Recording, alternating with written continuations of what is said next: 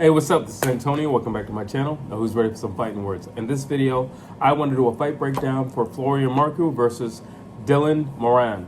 Really quick, if you like the channel, please subscribe to the channel. There's a lot going on in boxing. There's a lot happening, and there's a lot of fights that are coming up. I want to be the one to break those down for you. I also want to be the one to give you those stories. So please subscribe to the channel. Also, hit that thumbs up button because it really does help support this channel. So without further ado, let's jump into this. I'm going to start with defense. I feel like Moran has better defense, just because he's a very cautious fighter. He's not an aggressive guy just by nature in the ring. That's clearly going to fall on Florian Marku. So it's definitely going to be him. He likes to keep his distance. He lives and dies by that jab. He has an amazing jab, but he lives and dies by that jab. He keeps his range. He doesn't like for anything to get a little too crazy in there. He wants to see everything that's coming, but he also wants to control everything. And he does a great job, like I said, keeping his distance with his footwork, but also pumping that jab out consistently. So definitely when it comes to defense, it's going to be Moran. Let's see. Cardio. It's going to be Moran only because he doesn't exert a lot of energy. I mean, he's literally just pumping jabs all day. So it's not like he's going to exert a lot of energy. But, I mean, here's the thing with Marku. He has a lot of heart. And once he gets going, his adrenaline gets pumping, he can just, out of nowhere, just have a resurgence of energy at any given time in the fight, especially if he sees his opponent hurt. But just a smooth sailing type of fight, it's going to be Moran. Speed, Moran. He's the faster guy. I think he has a more slick style. Like I said, his style's more made for speed. He isn't the hardest puncher in the world. He's not the type of guy who's going to sit in the pocket. If you're going to stay on the outside, you got to have speed. Two ways you can sit on the outside. One, you're amazing at controlling distance. Not just good, but amazing at controlling distance. And the other thing is, you got to have speed. Why are you out there if you don't have the speed to do it? You know, like if you can be countered as quickly as you can punch off, then there's really no true benefit of being on the outside. Footwork. I feel like they're both even in that sense. Moran doesn't have amazing footwork or anything like that. But Florian Marku, his footwork isn't that bad either. He kind of has like a little hobble to him, but nothing special. So here's the thing when it comes to the footwork, because these two were such a contrast in fighting technique and style, but also personality and mentality. So you have Moran, who's gonna keep distance, and he's not gonna let you get too close, and he wants to operate in the outside. Then you have Florian Marku, who's like, no, I'm going in and I'm lunging in. I do not care. I'm going to get in the inside and I'm gonna wreck shop, and that's his mentality. So this fight really is gonna play a lot with footwork, mainly if Florian Marku can close the distance, and if he can do that consecutively throughout the rounds. Now, the question is, I suppose, how long is it going to take for him to try to get Moran hit him down to a science, to where he can get in and get out at any time he needs, or just get in and stay there? Because the reality is, once the gap is closed, Moran's not going to sit there and plant his feet and fight. Now, the irony to Moran planting his feet and fighting back Florian Marku would be, Moran is very front foot heavy.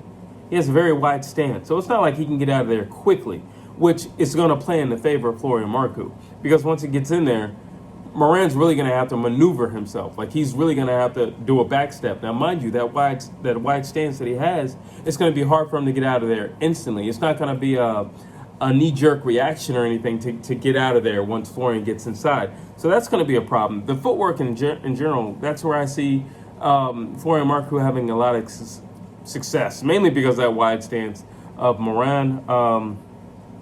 The wide stance, and also, like I said, he's very front foot heavy. When you're front foot heavy, it's not like it's easy for you to get out of range, out of position really quickly. No, now you have to actually process and think about it. So that means that thought has to travel from here all the way down to your feet. So it's a little longer. I mean, now we're talking about maybe 5 seconds. I don't know. And I know you may be saying, well, 5 seconds isn't a long time. It is if I could throw a punch in 2 seconds. It is a long time.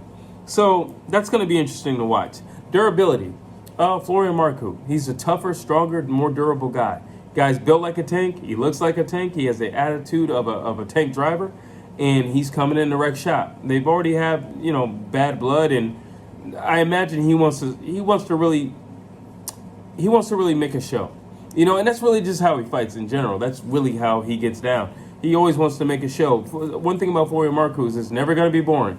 It's never going to be a lack of drama or blood or pain. So that's what I'm expecting. He's the more durable guy.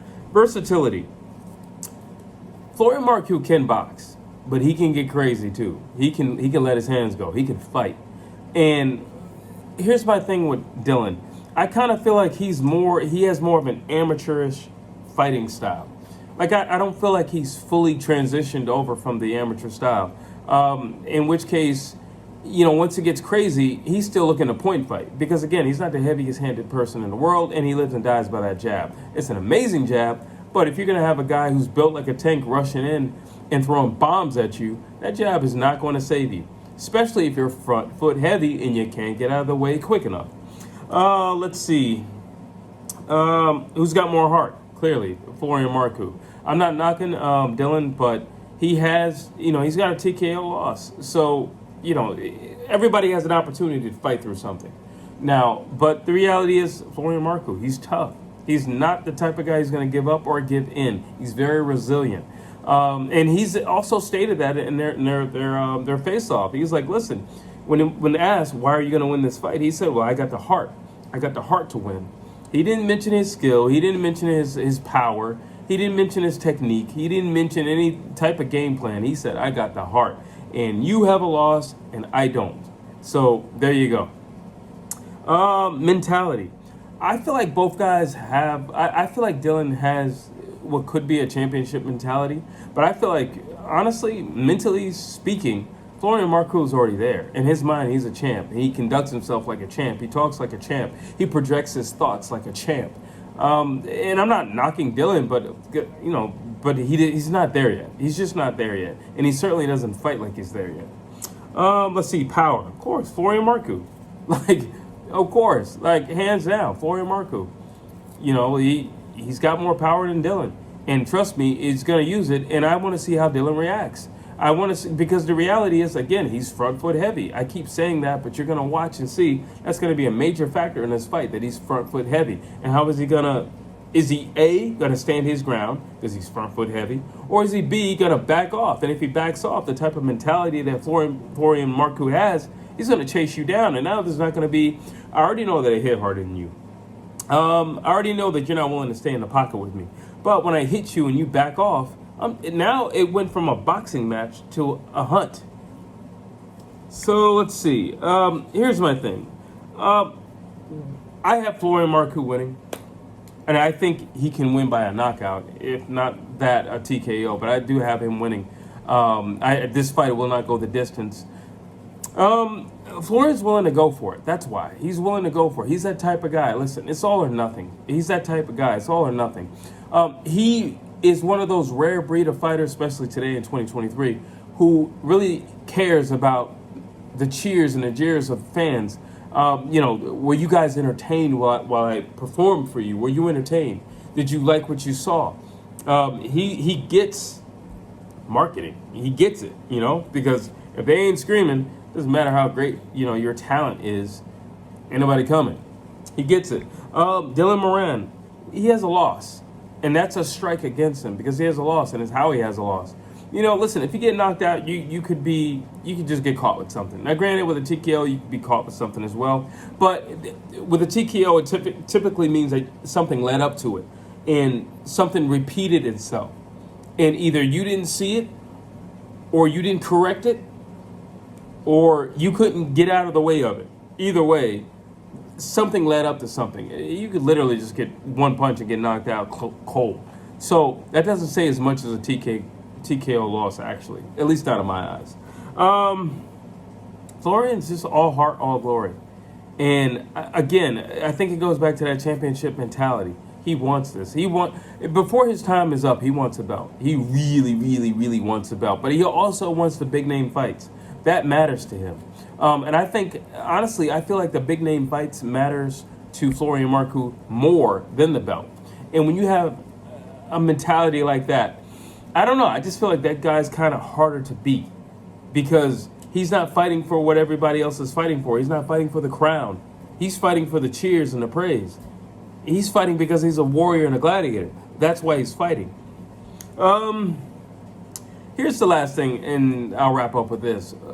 Dylan Moran is a pretty fighter, and he likes to fight pretty. And this is not the fight where you're going to fight pretty. It's just not going to be the fight for that. This is not the opponent. Florian Marku is a warrior. I know it seems like, I'm all Florian, but the reality is these two, it's not a great style matchup for Dylan Moran. Dylan Moran. It's not a great matchup for him. It's very risky. I understand why he's taking it. Florian Marku has a name, so I get why he's taking it, but it's very risky for him. And honestly, whoever wins in this bout, I mean, who knows? Maybe one of these guys can get their hands on a Conor Ben. He needs an opponent anyway. So there's a lot at stake. There's a lot that could be made based upon whoever the victor is in this fight. But when I look at these guys, when I look at film and then I look at, just on paper, it's not a good fight for Dylan. It's just not a good fight for Dylan Moran. I don't see him winning. I do see him being competitive, but again, that amateurish boxing style, I just don't think it's going to mesh very well with somebody who's a heavy hitter like Florian Marku. But those are my thoughts. Drop your thoughts down below, and as always, please like, please share, please subscribe to this channel.